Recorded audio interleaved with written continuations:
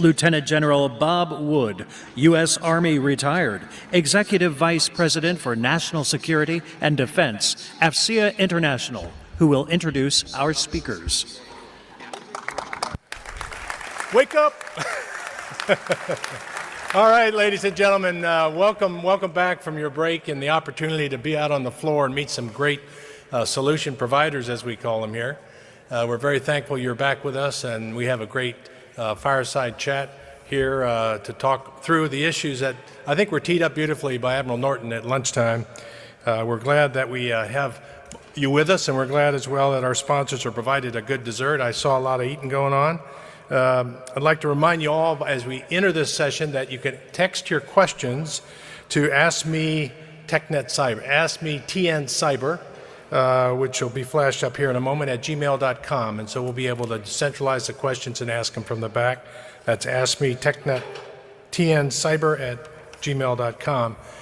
Well, it was a great setup, as I mentioned, Admiral Norton talking through the many things that have gone on in DISA for the last year, the accomplishments, the challenges, and I think a great framework for discussion that we'll proceed with this afternoon.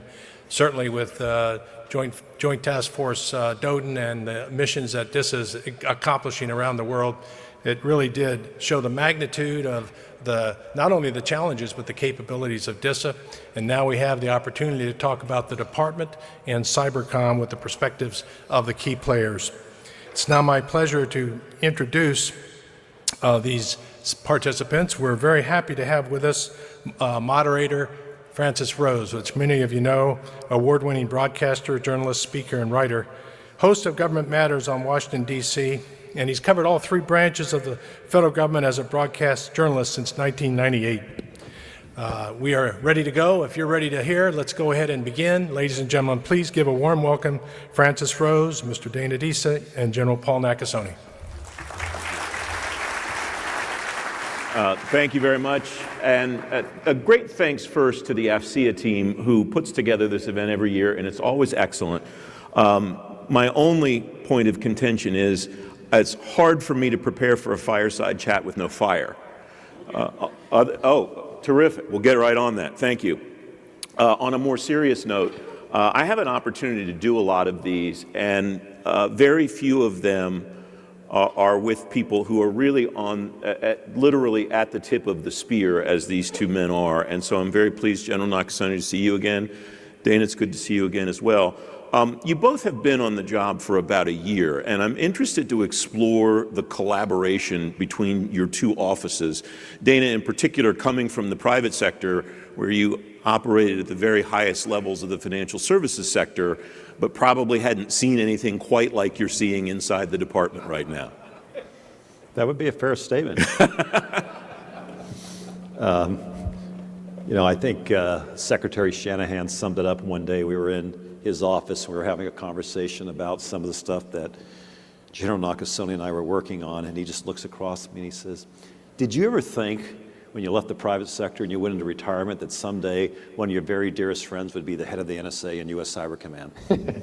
And I remember thinking, no, hadn't quite put that together. So, yeah. And I think I would just pile on with that. So Dana and I started about the same time, last May. Within a week, we had already talked, and I think we had a general sense of we have about the same DNA. We were really focused on outcomes. I was intrigued because he had come from the private sector, and we were very, very interested in what he had done. And I think for a large degree, Dana was interested, to find out, hey, what's going on in the role of government. And that has been, I think, the starting point for where we have done policy operational work, and more importantly, planning for and executing the vision for Secretary Shanahan and our department. Mm-hmm. There's a perception, though, Dana, that if government could just do what the private sector is doing, that's kind of a holy grail, and I'm not sure that's always fair. What did you see coming in from the private sector and seeing what's going on, not just in General Nakasone's command, but more broadly across the department? Did you see the big split that we kind of in this community make out to be this big difference between what the private sector is doing and what the public sector is doing? You know, there's no doubt that there are things I have seen where you kind of go, really? It shouldn't be that hard. Yeah. And then there's other things where you say, I actually understand why the systems, the processes, the checks and balances are there. You know, every day you can't help but notice when you walk into the Pentagon that you're dealing with situations where you're about protecting the men and women in uniform. Didn't ever experience something quite of that same magnitude in the private sector. I think government gets a little unfair rap at times about if we just did everything like private industry, everything would work better. There is no doubt we can learn, and I'm trying to bring in those practices where they make sense. But there are truly unique things that are done inside the DoD specifically where I cannot find an application or a direct translation to that in the private sector. Mm-hmm. And I think I would add, you know, if you take a look at just a quick snapshot of what Admiral Norton and her folks have to run on a daily basis over 1 million different hosts, over every single time zone in the world, multiple classification levels, the fact that we are dealing with unclassified email all the way to the most sensitive communications that our government has, that is a pretty broad span of what goes on day in and day out. And the piece that I think I give great credit to Dana is the fact that he brought this idea of, okay, I understand cybersecurity, but I also understand the importance of how do we put cybersecurity to work? Mm-hmm. How do we ensure mission assurance that our networks run, not only our networks run, but our data secure, and we have a very, very good understanding of do we have the level of protection of our weapon systems that's necessary? That's a broader spectrum than I think, you know, perhaps Dana had in the private sector. But again, this is part of the process that we've worked together over the past year. What are the major things that you have seen that are different, that work differently maybe than you expected the day that you walked in the door about a year ago? And then, General, I'll ask you again to tack on to how you have helped him understand, here's what we do, here's what the capabilities are, and here's maybe where the capability gaps are that you could use some help, having him help push that up the So I think the one that really hit home for me was, you know, in the private sector, when you think about answering the question, is the footprint of how a corporation runs, can you say it's secure? And you say, well, you know, what does that look like? That could look like plants, engineering facilities, sales office, distribution, warehouses, et cetera. And when I got to the DoD, that conversation quickly translates into a plane, a ship, a forward command. And that changes very dramatically the dynamics of what you're trying to solve for when you start to get into the conversation. And that's where I really leaned heavy on General Nakasone in the early days, just to help me to appreciate what do we mean by what that cyber threat looks like when we're talking about a weapons system versus you're talking about, let's say, a manufacturing plant. Mm-hmm. And I think to really add to that, we were in 2018, from the time we started in May, talking with the Secretary at the time about election security. We were focused on the midterm elections in May. By the end of May, we had stood up the Russia Small Group. We were working through a series of strategies, policies, authorities. I had a counterpart at the Pentagon here that was taking that message to the senior leaders of the department, but also that also spawned from the idea of what only is the Department of Defense doing, but broadly, when we take a look at the 17 sectors of our critical infrastructure, so how do we ensure that the capacity and the capability of Cyber Command, the National Security Agency, can be applied appropriately to the financial industry or the energy sector or others that are important to us? That has really been I would tell you, the big advancement that we've had over the past 12 months. How do you view your job as having changed in the year that you've been on it, and what's driving it, whatever that change is? Is it the threat landscape? Is it technology? Is it what the bad guys specifically want to do to us or what we want to do to them? What's behind all of that, General? Three areas. First of all, I would say it's certainly the threat. The threat is more adaptive. The threat is more capable. The threat is more pervasive. All of the things that you've heard in so many different spectrums. The barriers to entry remain low. The capacity and capabilities of our adversaries are improving. The second is that our national security strategy, our national defense strategy talks about an era of great power competition. So our targets have also changed to a degree. For 17 plus years, Our department, I would tell you that the National Security Agency, U.S. Cybercom, have been focused on violent extremist organizations. We're very proud of the work that's been done. At the same time, we also know that our adversaries have changed, and so the targets, what we have to be concerned about for the future are obviously there as well. And then the other piece is technology. We stand on, the verge of 5th generation wireless in the next 12 months. Both Dana and I have been very, very busy with regards to machine learning, artificial intelligence. How do we ensure that, the power of data that we know is there can be applied to, utilized, and leveraged by our department? Those are the things that are driving us right now. So those technologies, Dana, are buzzwords to some degree.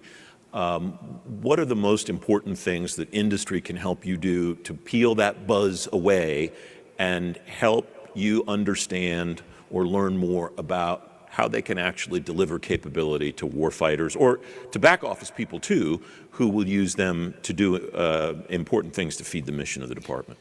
This is where something's not that different coming from private sector into government, insofar as I think CIOs generally, one of the responsibilities they have is to make sure that industry understands what we're looking for, can explain it in a way that makes it accessible for them to describe products and solutions. So one of the things that I've tried to do is to continue to share with the Department of Defense across all the principles the importance of we need to think about the traditional defense industrial base and supporting our needs, and we need to think about non-traditional players. And then that's all about how do you access them, how do you make them aware that we're interested in conversation with them, how do we get them to think about us as not being so complicated and so hard to come and have a conversation with. So it's breaking it down in a way where they feel like we're accessible and they can grab hold of a portion of something we're trying to solve for and help us solve for that.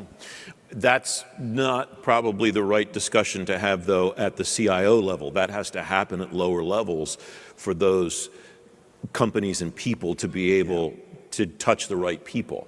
Are you happy with the infrastructure that exists right now within the department to get those people to the right people?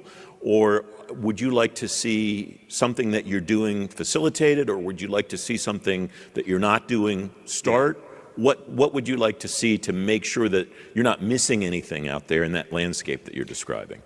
So one of the things we're trying to do, for example, when we created the Joint Artificial Intelligence Center, was to set up an entity of people to teach them how to just scan the universe of what I call the art of the possible out there, and just to teach them in kind of ways that were different than our normal acquisition approaches to how we scan for technology. And that's been really an importance. A, just to teach them how to scan. B, how to hold conversations, what I'll call, with non-traditional players. C, how to make it accessible for them to come in and start to show us what they can do for us, create pilot opportunities. This is where I think we can help private sector help it out in teaching new ways for us to do these things inside of government, where you have to do them with a great deal of speed. And I'd say our Joint Artificial Intelligence Center has been one of the early spaces where we've been adopting this mantra of, do we always want to start with the bias that we have to build everything?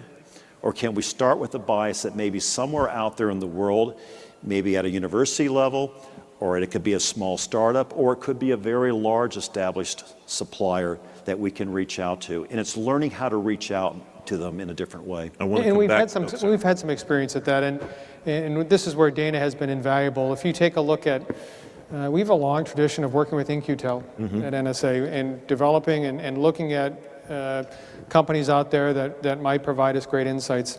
Secondly, DIUX, which is now Defense Innovation Unit, is another area that we have been able to work very, very closely at. And now I would say even DDS, and we take a look at, Defense Digital Services under the direction, first of all, Chris Lynch, now with Brett Goldstein at the head. These guys are at the Pentagon. They're working at the Pentagon, doing a number of different projects that we find of great interest, and as I think has been pointed out, turning us on to the areas we should be thinking about and looking at. What are some of those that are particularly useful to you that aren't AI and some of the other real high-profile buzzwords? What are some of those that are useful to you now, General? Yeah, so I think a number of analytic tools that we're looking at that have the ability to cull through tremendous amounts of data. I think some of the early work that has been done on malware and forensics that we can apply to our defensive teams are of great interest to us. I think that another area that certainly piques our interest is the ability to, be able to look at ways that we can develop, almost self-healing networks based upon the early identification of threats, and how do we get to that more quickly? Mm-hmm. You're nodding as he's talking about self-healing networks in particular, Dana. Yeah, I mean, I don't think it's far-fetched to believe there will be a time. So first of all, how we're kind of organized is I think, quite important here. So when General Nakasone and I first started working together, very quickly I saw, and I think he saw as well, how quickly we could lean and create this very symbiotic working relationship. I mean, he's clearly the world-class expert of the offensive mission. He clearly has the baton and the ownership of the defense. But then you have this entire surface space called every place that an adversary will look to try to get in, from an endpoint all the way through an application, through data, through networks, through a weapon system, et cetera.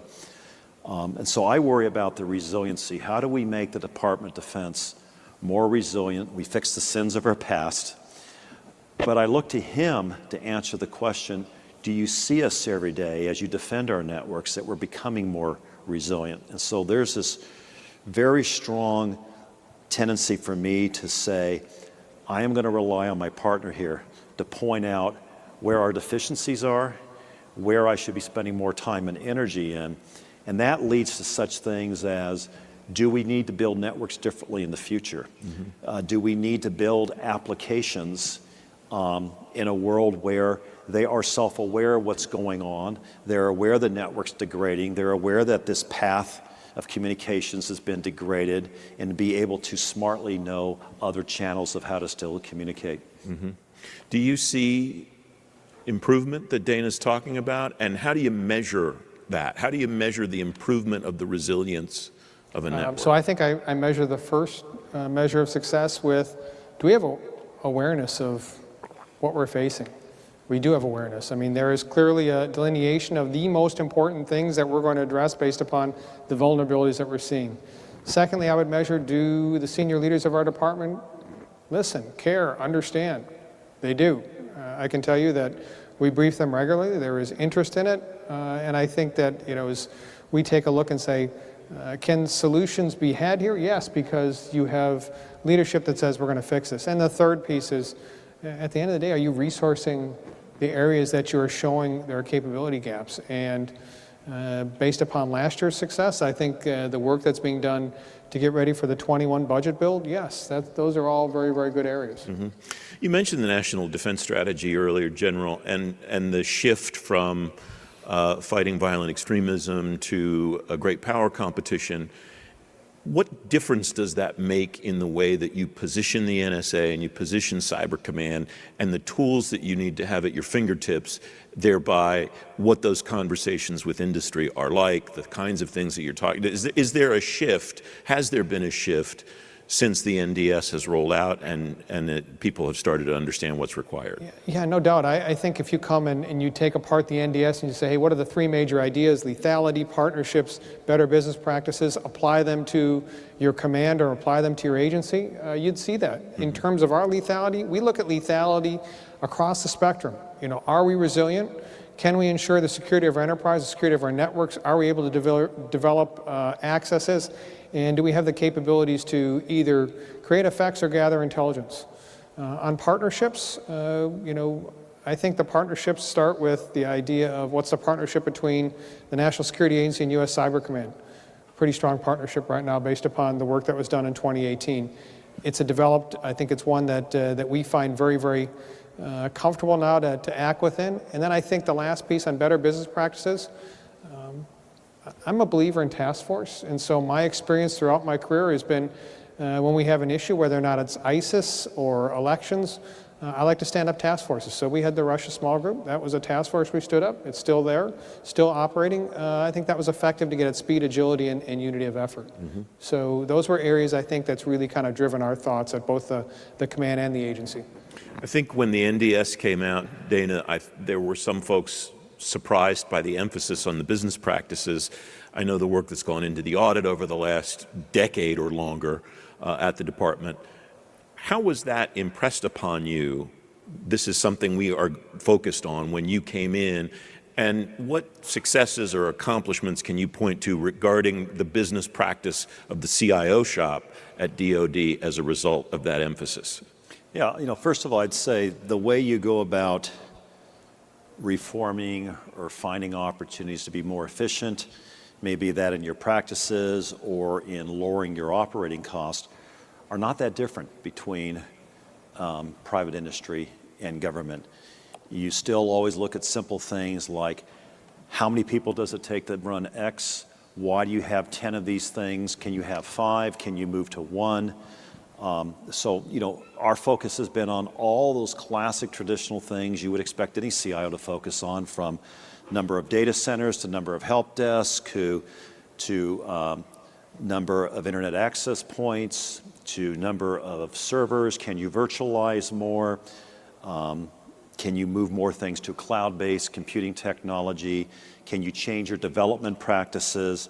So that whole array of things I just kind of rattled off there are all ones that we have active programs under and we are making significant improvement on. You're both in a great power competition of another sort, my term for it, and that competition in some respects is with a lot of the people in this room, and that's for talent. Everybody's competing for the kind of talent that you both need. What does the talent landscape look like, both for finding new people that you need, but also for keeping the people that you have that are really good in an environment where the broader economy is strong, the economy within the IT and cyber community in this region of the country is very strong, and yet you have a continual need, as everyone else does, to try to find and keep the right kinds of people. General, take that one first, please. In terms of the spectrum of recruit, train, and retain, I give high marks to the services for recruiting. I continue to see the ability for Army, Navy, Air Force, Marines to recruit the number of people that need to be part of our cyber forces. On the NSA side, we'll hire over 2,200 people this year. We can continue to still hire those folks. On the training side, really high marks. We have, as the services, I think, gotten to a level of training that is where we need to have our young people as they come into our force and imprint them and make sure that they're ready to operate when they come to U.S. Cyber Command. NSA, that is truly a strength of what we do. Now, let's talk about retention. That is the number one area of the spectrum that I'm focused on today. There is a reverse correlation. When the unemployment numbers are low, attrition is going to be higher. We track it through, some very, very specialized skill sets, both at Cybercom and in NSA. We're in a battle for it, and I think that we have had success with the assistance of Congress for select pays. I think that the approach of hard problems that attract a number of this within this generation. And the idea that there are very, very few places that you can come and do what you're going to do at a place like NSA and Cyber Command. With all that being said, there's still every single day work that we have to do to maintain and keep our very best. What are the most difficult things? What help could you use the most to keep the people that you need? The people you already have, to get them to stay. I think internally, one of the things that would help us a lot, and we're working towards this, is how do we improve the public-private partnerships that are out there that we might be able to leverage. Right now, those are really buzzwords for a large degree. So what does that mean when we're trying to get folks that we want to work classified projects in different parts of the country? We don't, I think, do that as well as we could. That would be something internally for us. I think externally, we need a larger supply. We need a larger supply of science, technology, engineering, mathematics folks to come up. And we're working at that, a number of different programs at NSA, but this is an issue for the nation. Our pool has got to be much larger, because I think everyone out here feels the same way, that If there's one thing that we could use assistance on, that's making sure that more of our young people see that as an opportunity and see that as a career path forward. Mm-hmm. Yeah, I would just add to that. So I agree with all the things the General said, and I've made comments in the past on this, but I truly believe that part of what we have to do is not only get a larger pool of folks, but how do we make sure that as that pool is being created, that they're thinking about government when they're thinking about career opportunities. I continue to beat on this drum because when I continually meet young people who have never served a day in any government agency or those who have only served, one of the common themes you always hear is, for those who are serving, is I came across the government, I was captivated by the mission, and for those who haven't, they'll say, I just never came across anybody in government. I've never been presented or shown what that could look like in terms of career. Mm-hmm. We're going to have to solve for that. We're going to have to spend more time on how do we intersect young people's career decisions to even make them think about the government as optional opportunity. One of the things that I know is on the mind of Suzette Kent, the Chief Information Officer, is attracting those kinds of people. Yeah. And not just young people, but mid-career people who have never considered government experience. As someone who did that, what sells Dana Deasy 10 years ago maybe, not at a retirement phase of his or her career, but when that person still has 5, 10, 15 years of service in some job in mind, what makes government service attractive to that person when it's obviously not going to be the financial piece of it? Yeah, honestly, one of the things I'll say is, and it's not because he happens to be up here on the stage with me, but I was fortunate enough earlier in my career that I met some incredibly impressive generals. And I just remember thinking, these are some of the smartest people in the world that are so committed to the mission. And if I could duplicate a General Nakasone and send him out to start talking to mid-size to larger-size corporations about the challenges and the opportunities. Remember, how I got exposed to all this was I was asked to host in my previous life folks from the DoD for a day and just expose them to what we were doing in private sector. Mm-hmm. If I had never had that meeting or that opportunity or got to meet some really smart generals like General Nakasone, I wouldn't have left there with this discussion I started holding with myself, said, wow, I never knew the talent that existed out there, the common problems and challenges they're facing.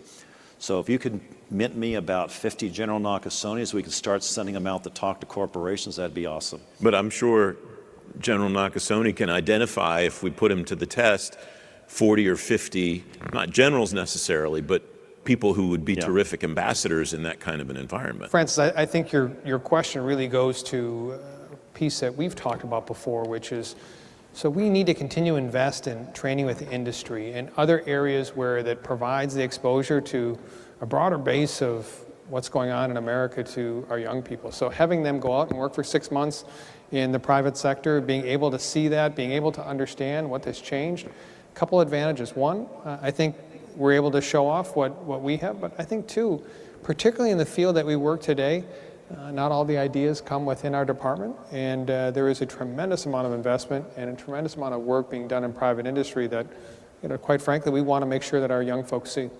I have one more question for both of you before we start to take questions from the audience, and that simply is, on the landscape, 6, 12, 18, 24 months out, what are the things that you're thinking about as your biggest potential challenges, General? I begin with data. And I think that we are on the verge of a data explosion. The data is so critical for us now to not only discern insights on the intelligence side, but understand on the cyber command side our options and opportunities. This data, being able to move through it, particularly as we move to the Internet of Things, 5G, a broader capacity and capability for us to store that data is tremendously important for it. So that, I would say that's idea one on my mind. Yeah, it's this idea I call, we're going to have to parallel a lot of big activities at the same time. I mean, we're bringing online massive scale cloud computing. It's going to change the entire way we build applications. We're bringing on AI at a massive scale.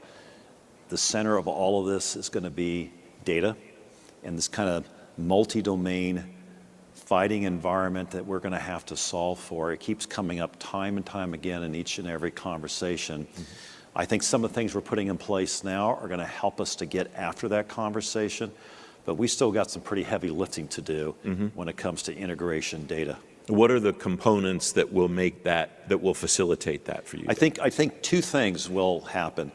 One is, as we start to build out our enterprise cloud capability, we're going to start to see more accessible data. Clearly already seeing that as I'm out talking to the services about what they want to do with their next programs of work and how they want to use much more integrated, interoperable data.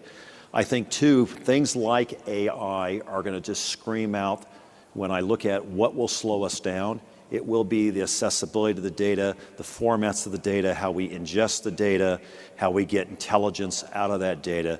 And I think sometimes that's what you need. You need an event to occur where you can put a spotlight on the problem in a way where it's accessible to people to work. I think AI is going to be one of those big problem sets where it's going to put a big spotlight on this data conversation that's going to get the department to think about it, working it in a different way.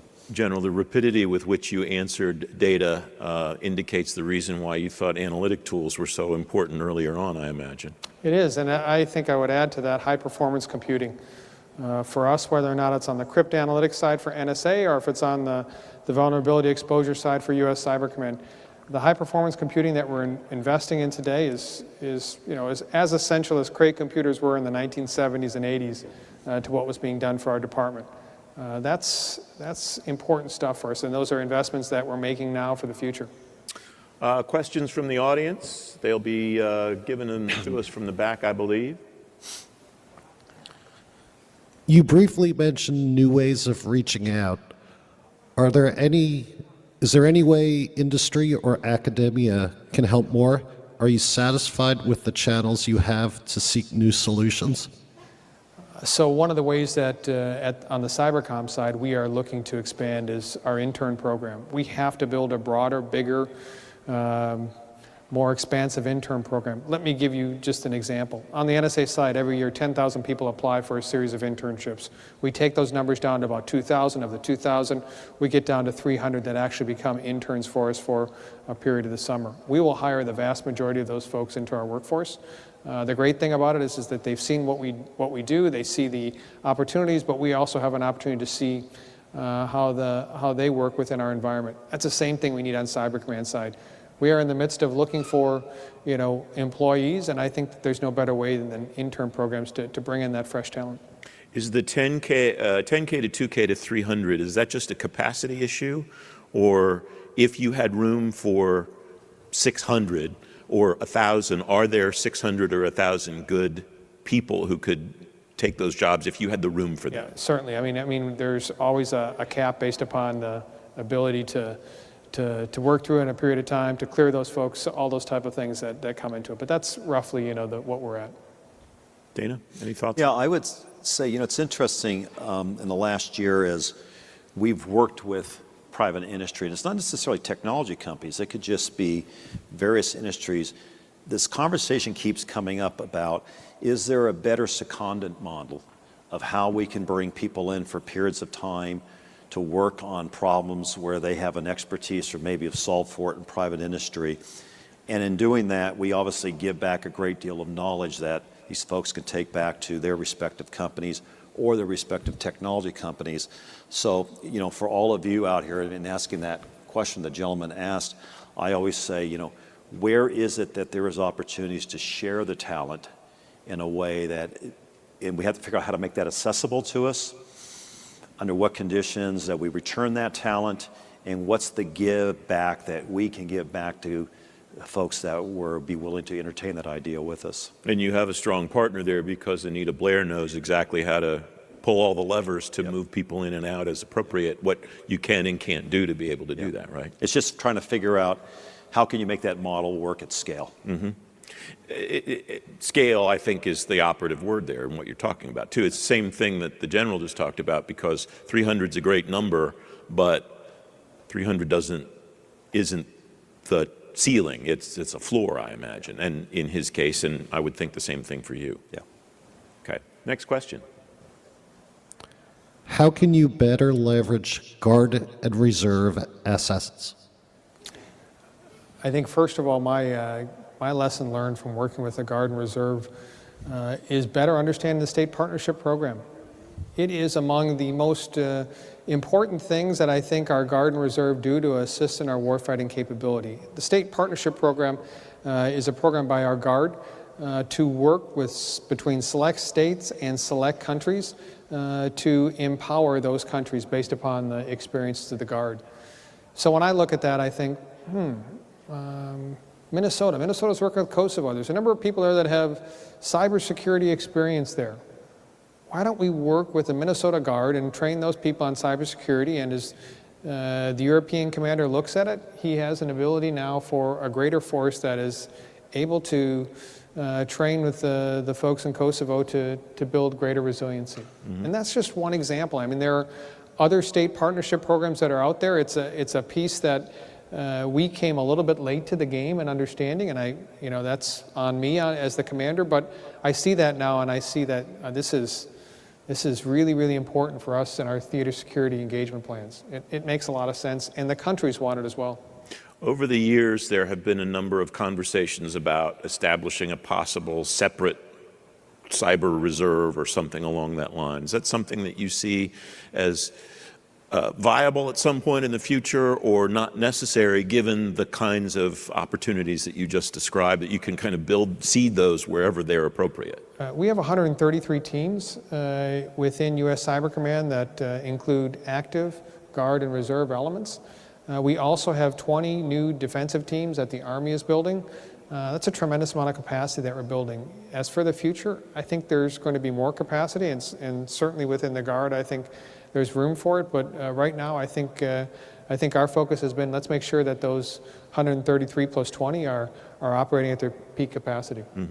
How will you assess whether they're operating at peak capacity, John? Well, we have a number of different assessments that we do, whether or not that's through our ability to evaluate individual and collective training, or it's through their ability to contribute to ongoing missions. That's something that is done continuously. And when they hit the level at which you think they're appropriate, is that when you'll consider whether it's time to scale? No, I think we'll consider it when it's time to scale, when the demand signal is clearly there, that we have the data that shows that it makes sense, and then the department obviously makes a decision that this is an area that we need to invest in based upon our strategy.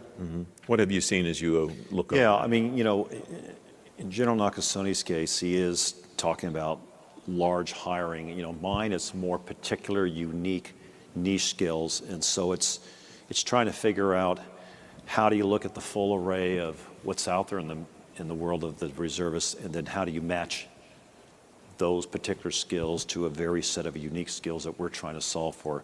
So where he's trying to solve for maybe kind of a large scale, I'm trying to solve for some very unique skills. But I think, if I'd add to that piece, there are some things that we have now done, I think, that are really important.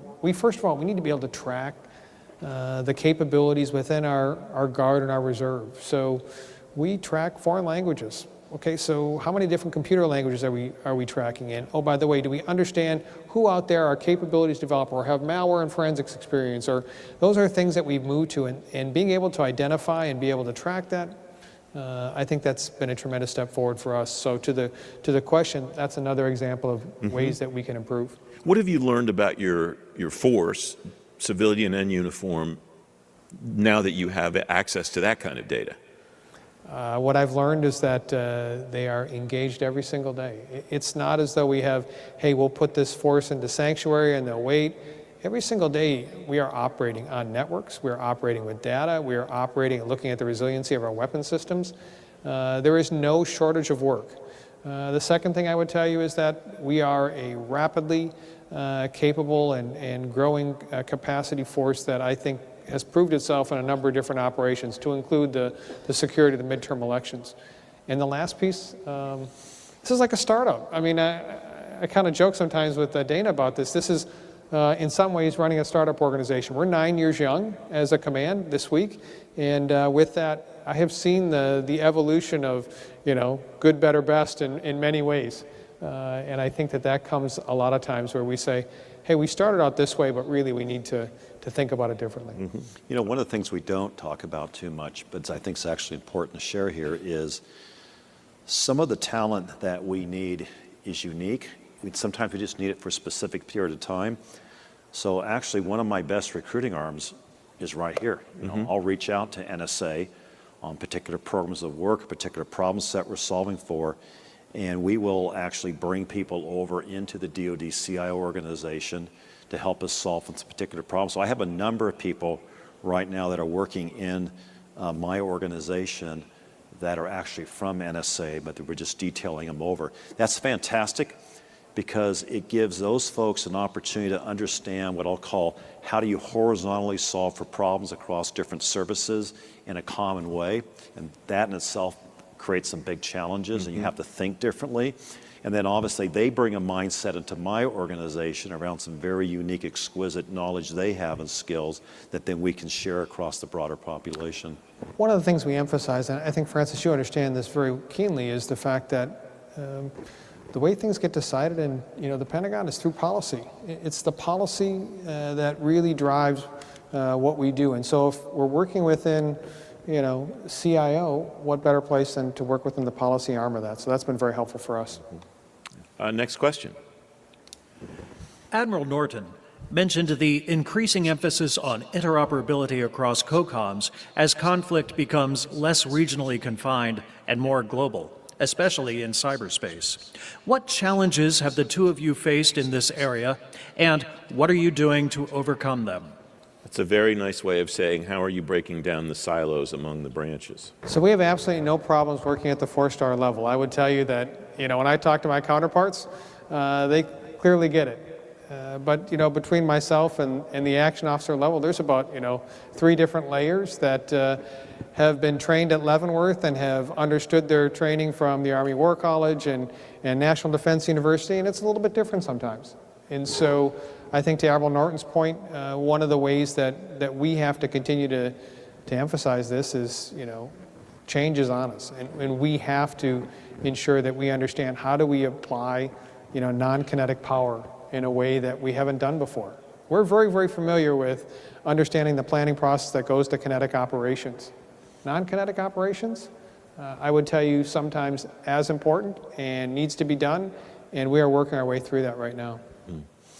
Yeah, I would say that one of the conversations I continue to have with the secretaries of the services and the unders is, show me the curriculum that a young cadet takes that starts to teach them about how to think about data and the importance of data, and data as an offensive, defensive.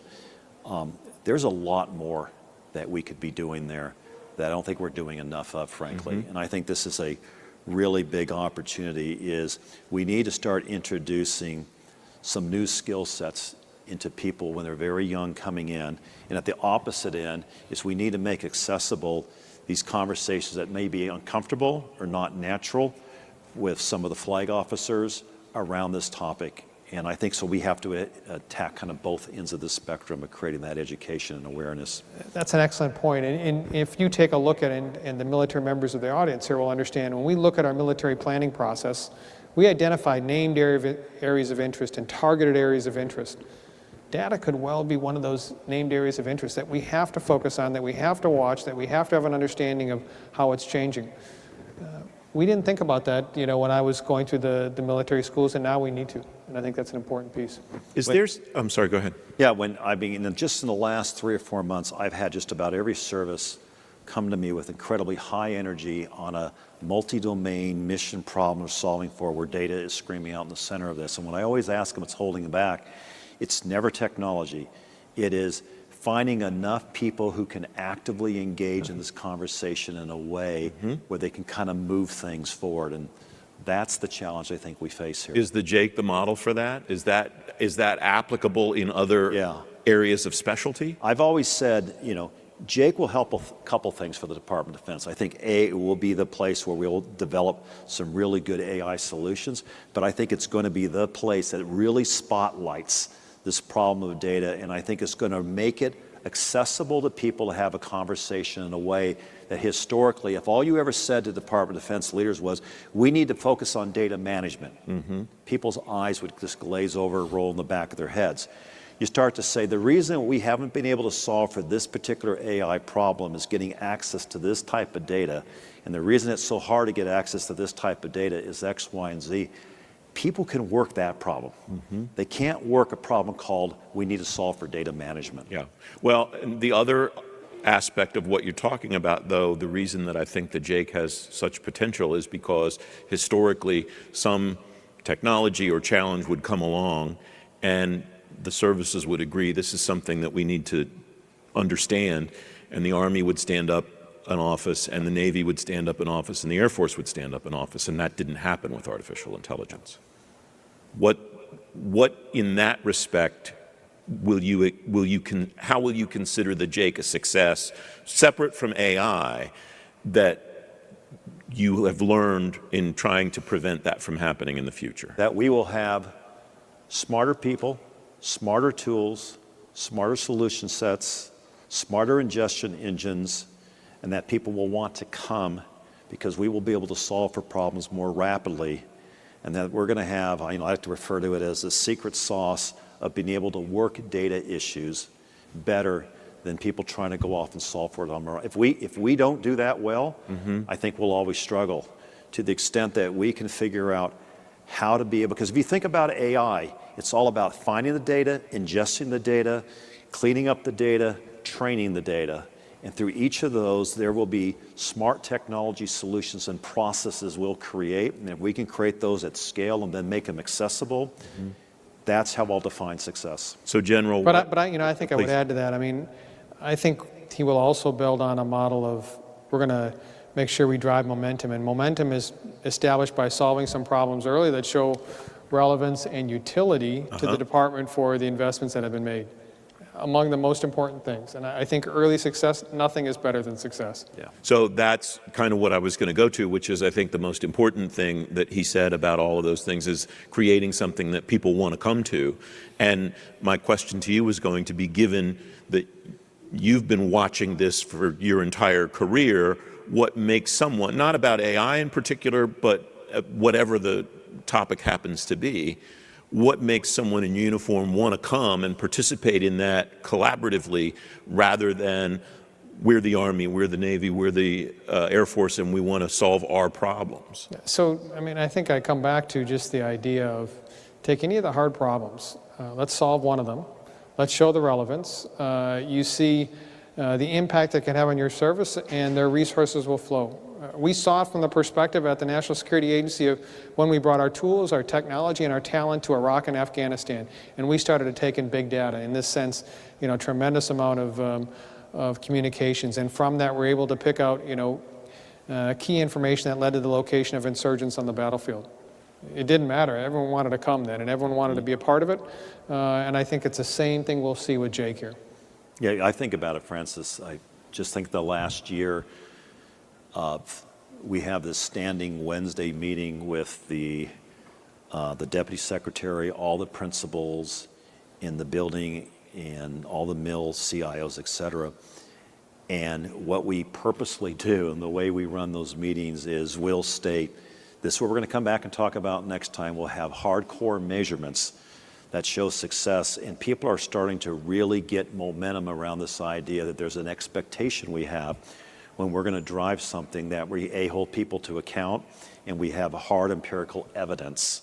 And that's what people want to see. They want to see that hard evidence. And as we start to be able to give them that, we see people more and more starting to come our way. We also use that evidence for the building of our 21 budget as well. Is that correct? Yes, we do. Good. Next question, please. Do you see the cyber-accepted workforce as a way for cyber professionals to transition to and from government and commercial entities? I would tell you that we have data on the cyber-accepted workforce and cyber-accepted service at U.S. Cyber Command. It has cut our time from well over 100 days down to 40 days in terms of being able to process someone from applying to getting them through and being able to to get to the job officer and a job offer, and then complete their security clearance. So the days that it has shaved is impressive. The second thing is that being able to do the on-the-spot job officers at a series of fairs, it seems like a no-brainer to everyone, but now that we have that, we're utilizing it all the time, and being able to put those requirements rapidly out to people that we're interested in, helpful. So the flexibility of having someone be able to come in, leave, and come back is something that all areas of the government have been chasing for a long time. Are you seeing people who are there and leave come back? What's your data showing you about their interest in learning an industry for a while and eventually coming back and joining you again? Too early for that. I mean, the program is less than 18 months old. I would still say, honestly, I think the coming back portion is not where we need to be yet. I think the other piece of it is that we just need a few more years to see this. It has not been instituted across all of the services yet, and once that's done over the next year, I think we'll have a better feel for where we're going. Yeah, I would say that I haven't met somebody yet who didn't come in through Cyber Accepted Service who had nothing but a great story to tell. I was shocked with the speed, the creativity, the initiative the department showed, and how they hired me. But when I go and have the really hard conversations with my own organization, it still feels like we've got to figure out how to scale this much faster. And we have to do this, like General Nakasone said, across all the services. So the answer is yes, resoundingly, CES is giving us exactly what we were hoping to get from it, but am I happy where it's at in terms of the scale? No. What's holding you back from growing it faster? I think there's a lot of things. There is a process, there is learnings, there's trainings you have to send people through. It is a different way of working. And one of the things I've learned inside the Department of Defense, you can't automatically assume just because you say this is the way you work, it's automatically going to translate into how people just naturally going to come to work and work differently the next day. So it's getting people to work in that different way, and it's a very large organization of people we have to train how to work differently. Do you at least, though, see positive signs about a willingness to work differently? Because historically, that cultural issue, people get the process, they get the people, they get the technology, but that cultural kind of fourth thing on the side has been the real tough nut to crack. Yeah, absolutely. But I will probably stay completely impatient on this topic, and I will continue to push people to say, we got to learn faster. That impatience is probably to the benefit of the department. Next question, please. Given the varied attack vectors, what is the combined team vision for defending the nation's assets and moving toward the future?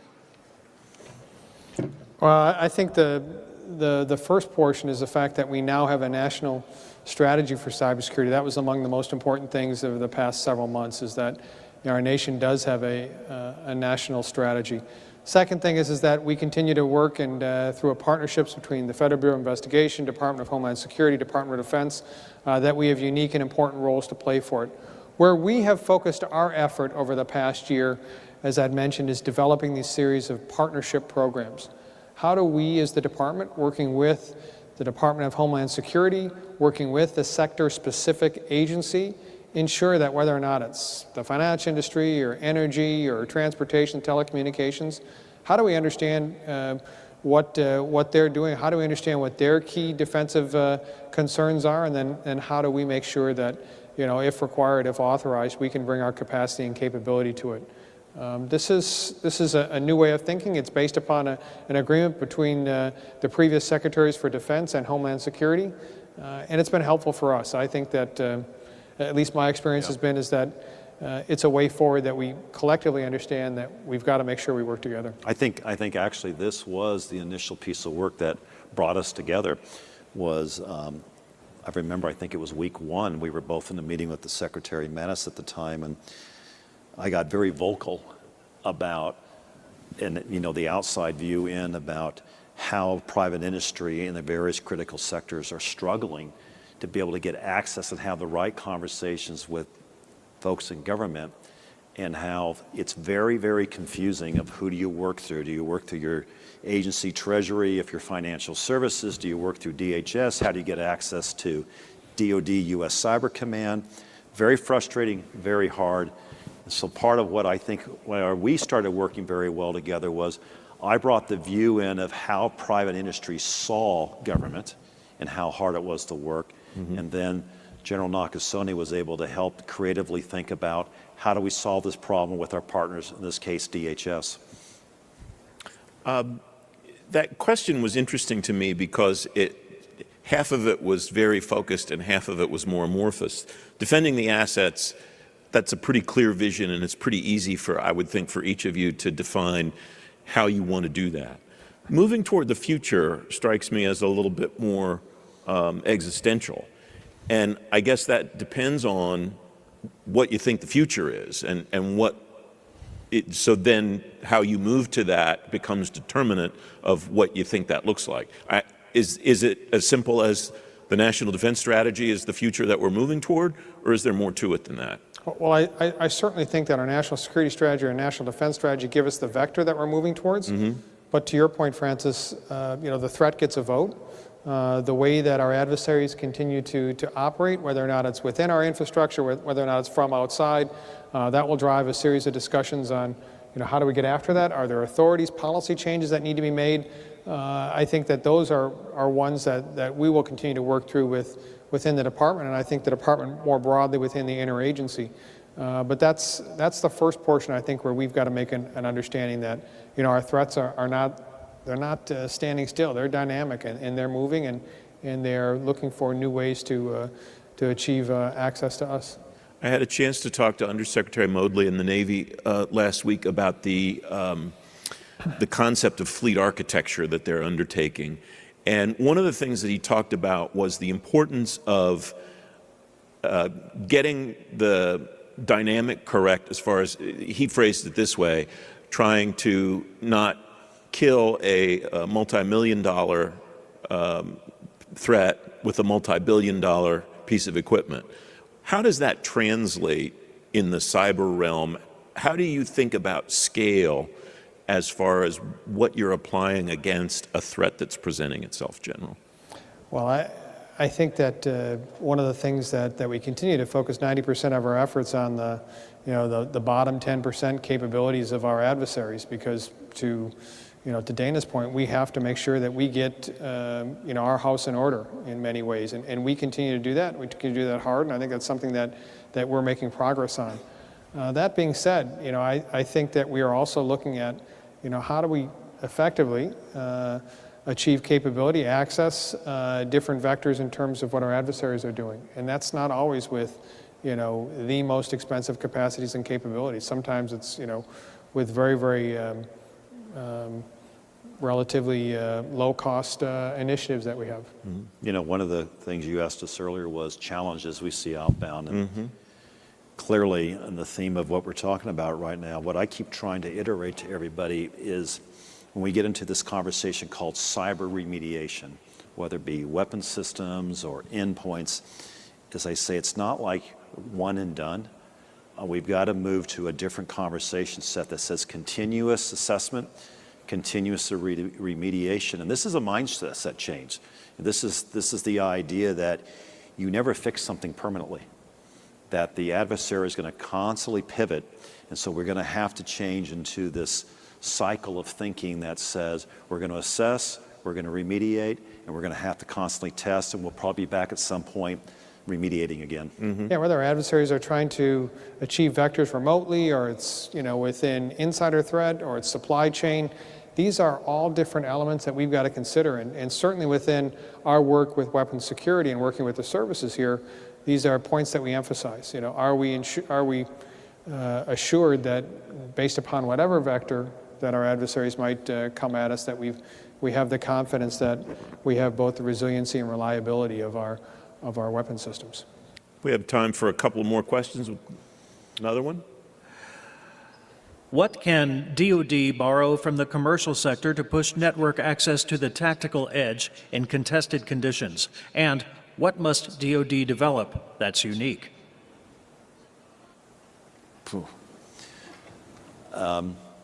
So a couple conversations here. One is we have to assume that no matter how we think about next generation C3, and that's whether it's satellite, PNT, terrestrial communications, that our adversary is going to constantly be contesting us in this space, trying to disconnect us, degrade us, spoof us, whatever it might be. So there's a constant conversations with the services that says, do we know how we're going to fight through on the day in the event that you can't always depend on the command and control of communications? And that's something the services will continue to look at. For me, it's kind of a little bit of throwback in time. You remember years ago when we first moved from mainframes to client server, there was this idea of store and forward, the idea that you're going to be disconnected. How do you capture? How do you allow the endpoint to continue to operate, but disconnected, so to speak, from the main, in this case, it'd be the main data center. And we're spending a lot of time looking at technologies that are emerging into the marketplace, where the idea of being able to give the warfighter on the tactical edge everything they need, whether it be on the plane, on the ship, or in a forward command, that allows them to have enough intelligence and enough decision making that if they cannot communicate and they can't get any more than what they're working with, that they can still fight successfully. I think some of that we will probably have to build inside the DoD, and some of that we'll look through partnerships in the private industry. So the idea of building versus buying, this is something that's been challenging for, I'm not going to pick on DoD, this is the whole government has done this. One of the most significant things that I think I have read over the last year since you've been at the department, I'm not giving you credit or blame for this, by the way, and it got almost no coverage, was the fact that the department contracted with SAP to adapt their travel system. Very mundane, but not something the department needed to be in the business of owning and maintaining. Are you seeing, or are you driving success in getting people, maybe in the not frontline stuff, to understand we don't need to build that and we don't need to own it. It might exist, or it might exist closely enough that we can use somebody else's? Yeah, I mean, yes and yes. We're seeing it and helping to drive it. And I think there's two parts of that. There's part one of why do we need to build the next HR recruiting system, HR knowledge management system. And then number two is, can we now find a common solution partner to help us with that, and then not take that and then create 10 copies of which we then create 10 variants over the next 10 years for.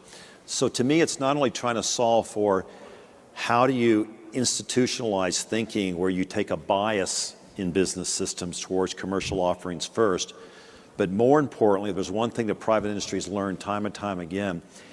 One thing to get everybody to come onto a standard solution, another thing that you don't allow that over time to start to spread apart, and you wake up one day and you find out you have 10 variants of that.